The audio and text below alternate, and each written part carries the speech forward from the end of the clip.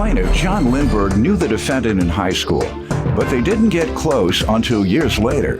John claims he thought he and the defendant were hitting it off, and they even traded sex pictures.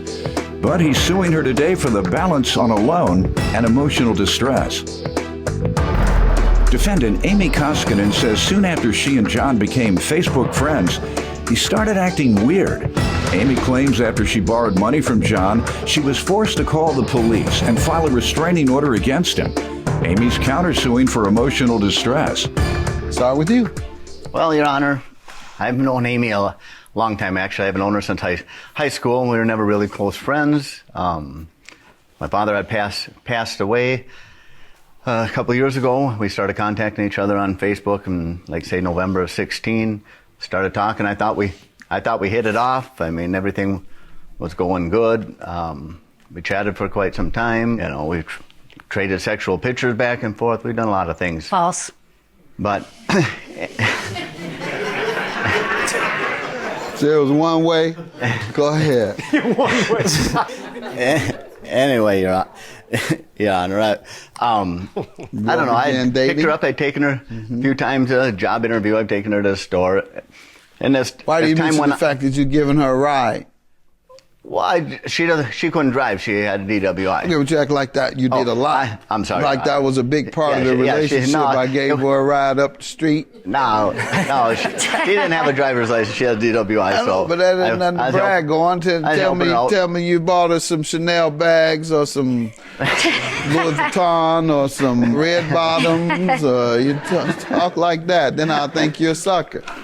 All right, just kidding. Go ahead. But you did right. Instead of buying $5,000 items, take her up the street. There you go.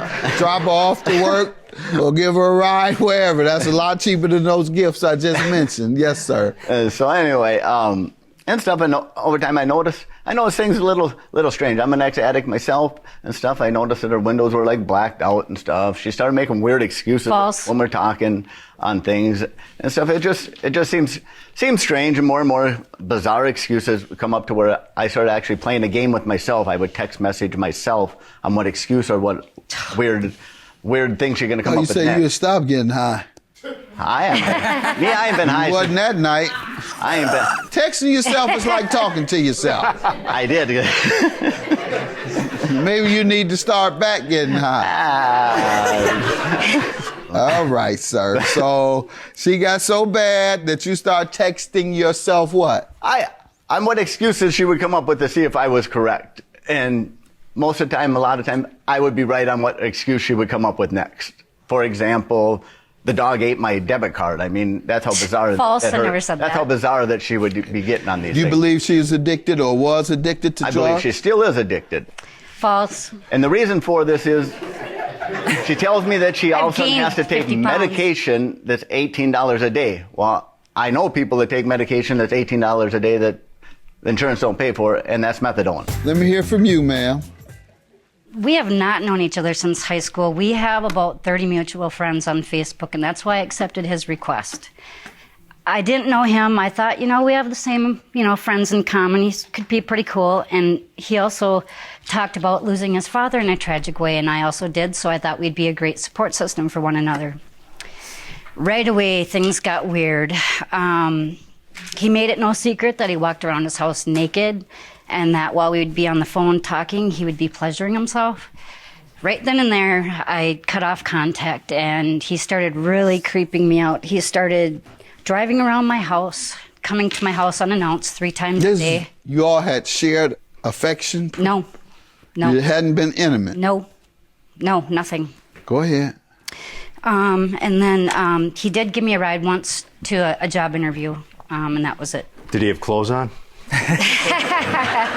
I don't know.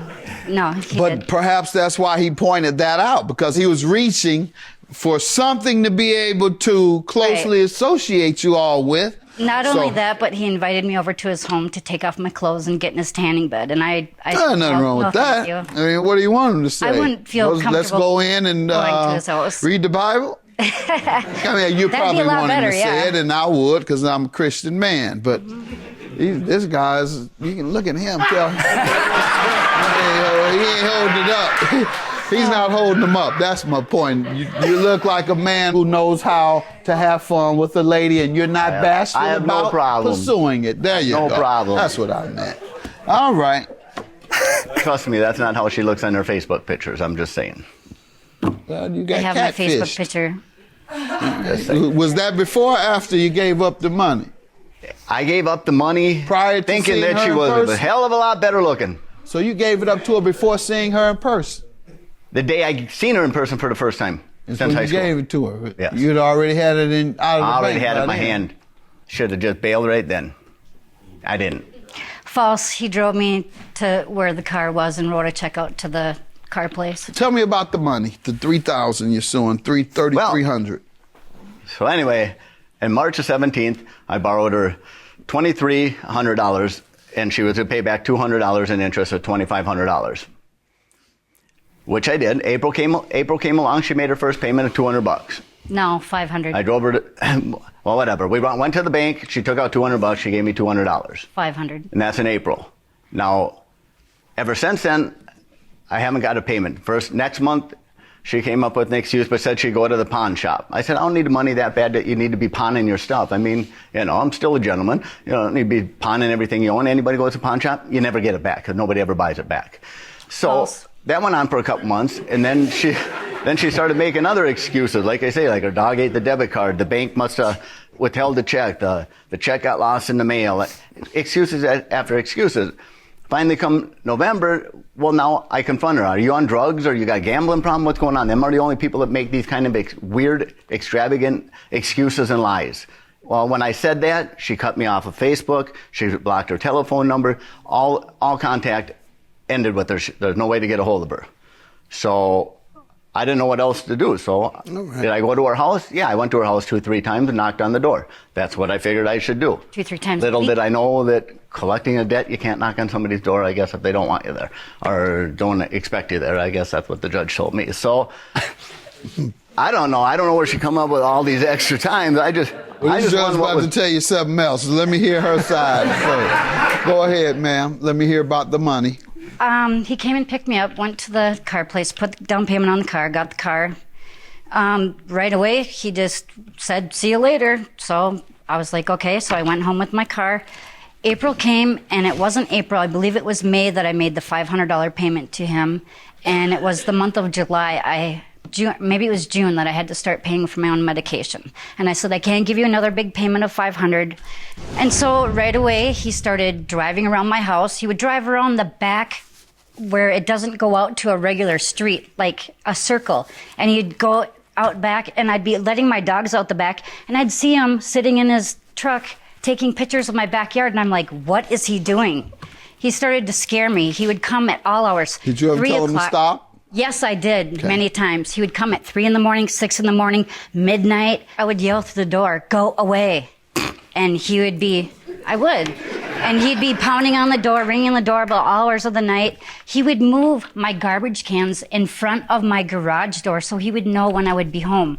One night I went to the store, and as I was coming back, he was on my residential street. He was coming this way. I was going towards my home. He saw me. He hurried up and followed me all the way up into my driveway and almost hit me. I quick slammed pushed the garage door, and thank God he didn't get in. Did you ever go to the police about this? Yes, I did. I have a police report right here. Let's see it.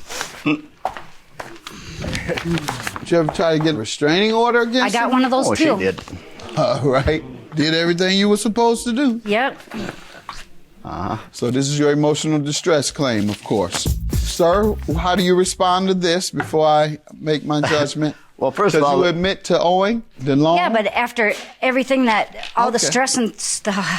I got you. Yeah. Go ahead. First of all, the police did come to my house and say that I'm not supposed to go there, which fine. I don't care if I seen her anyway. I was just there to collect my money.